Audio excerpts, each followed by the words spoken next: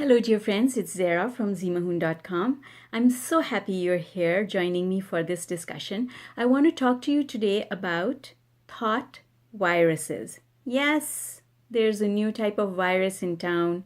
Actually, it's not new at all. It's been around for a very long time. And a couple of years ago, I found it and I named it, I christened it a thought virus. Let me tell you all about it because you really don't want this one. What is a thought virus?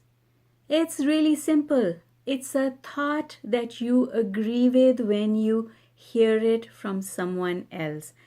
That's all.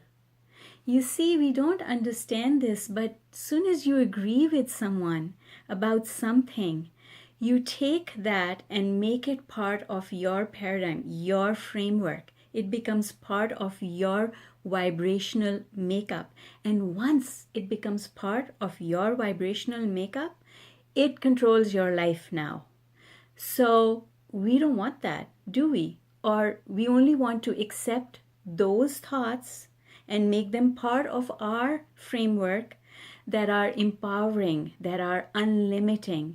And we want to make sure that we put a shield up and not allow any other sorts of thoughts to find their way into our system.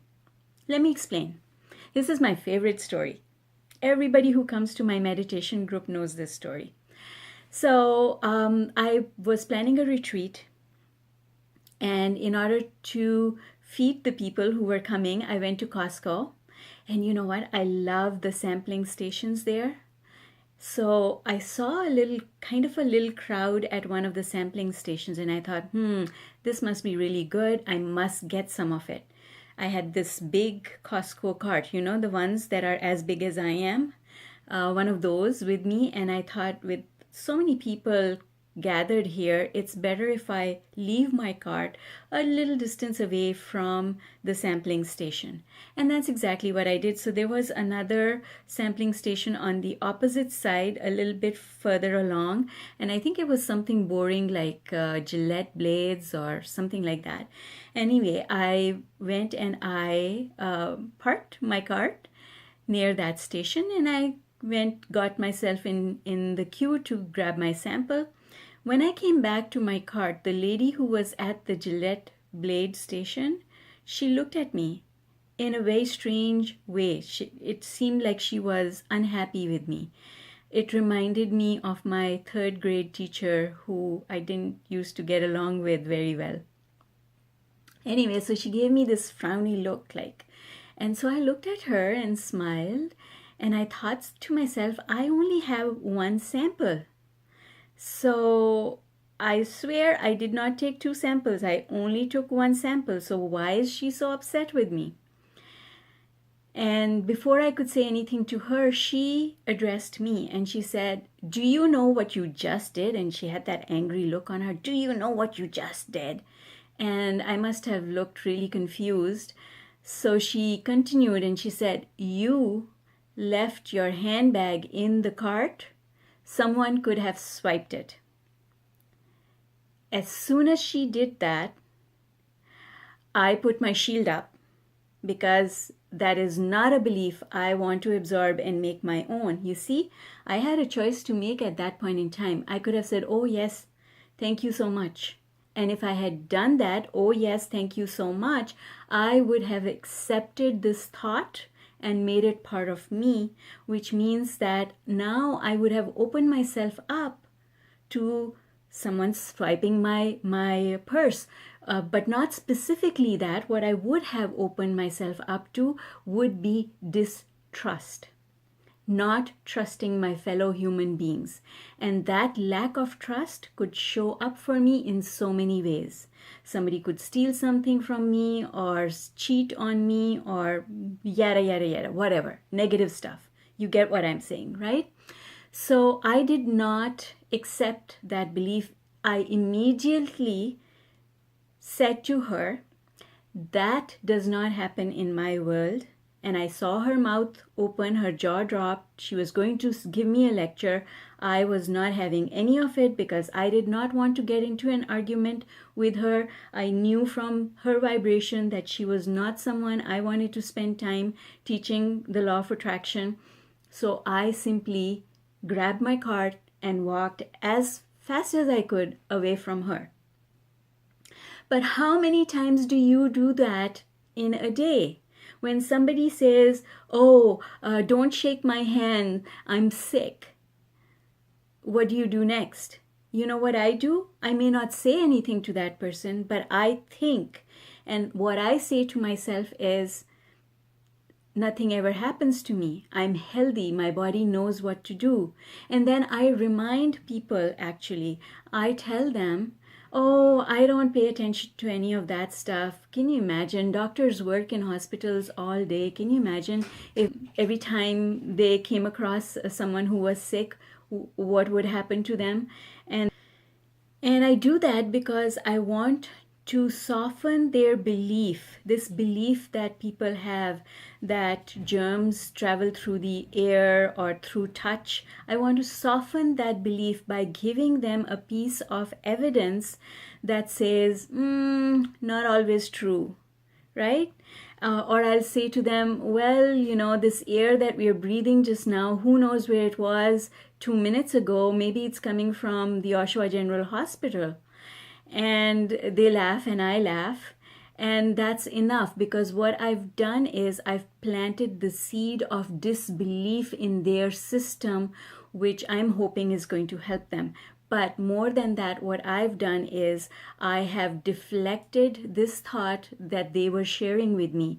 That was a thought virus, and I refused to accept it by using my own evidence that I've gathered for myself to remind me that things don't always happen the way people think that they happen.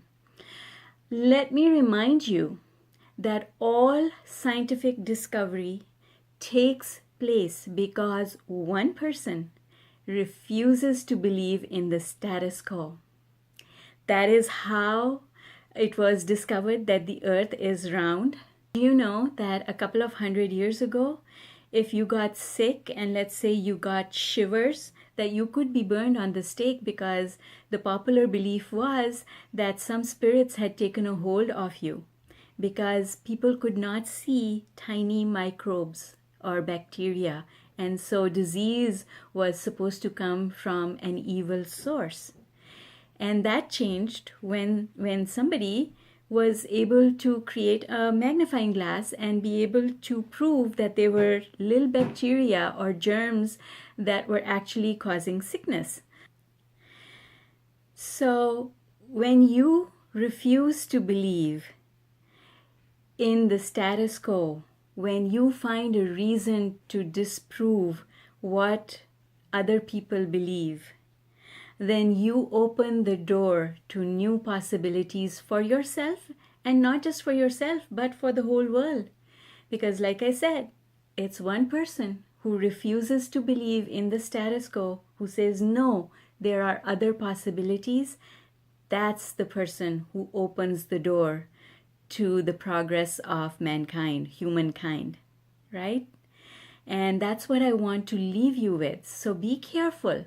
Next time, be careful who you agree with and what you agree with. For example, if someone says, the highway is always jam-packed at 5 o'clock, is that a belief you want to believe and make part of your framework? It might be true, but it is true for that person who believes it. And for that person who does not believe it, they go in and out of traffic. You know those ones that you find annoying. Those ones, they always find a way where you're stuck. They're not stuck. They're gliding and finding their way in that traffic and making headway. And I know a lot of people see that happening and they say, oh, that's so unsafe. Tell me something. Is that a belief you want to hold on to? When I see people doing that on the highway, I tell myself, that must be a really aligned person, because they're able to find room where no one else can. And so you see, you can always find a way to think a better feeling thought. You can always reach for alignment. When somebody says to you, oh, that person is always grumpy, is that something you want to accept and make part of your framework? Or is that something you want to deflect? See, I hear things like that and I say to myself, maybe they're grumpy with you, but maybe not with me, you know? So I just kind of soften that. I refuse to accept it. I refuse to take those beliefs that other people have, even though they're true for them, I don't make them true for me. I always plant a seed in there that says there is another possibility. Right? I learned this from my mother. My mother, if in those days, of course, when there were no cell phones, in fact, no phones. I remember when my father was late coming home from work, my mother would be waiting outside at the gate for him to come. And she would create all sorts of scenarios in her head. She would think about him being in an accident. She would think about somebody hurting him. She would create all these visualizations of fear in her head. And the question I always had when I used to see her do that was, but we don't know, do we? We don't know. He's probably out having a coffee with his friends and he's perfectly fine. So worry comes from thought viruses. These are ways of thinking that we learn from other people and we make them our own. And when we make them our own, they start affecting the way we see the world.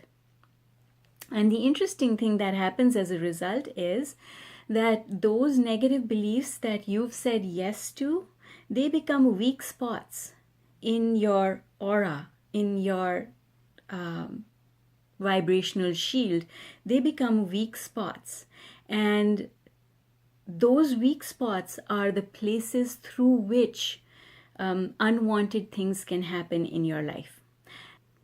So this whole concept of aura and how we create weak spots by accepting thought viruses is something that I wrote about in a book that many years ago it's a small book called Why Do Bad Things Happen to Good People, which is available on Amazon, and it's also available on my website. So do check it out. I hope that it will help you learn more about how the law of attraction operates silently in our lives. That's it for me. If you enjoyed this, please leave me a comment to let me know that you did. I would really, really appreciate it. And if you have a question or a concern that you would like my advice on, send me a message through my website, ZMAHOON.com. Bye for now.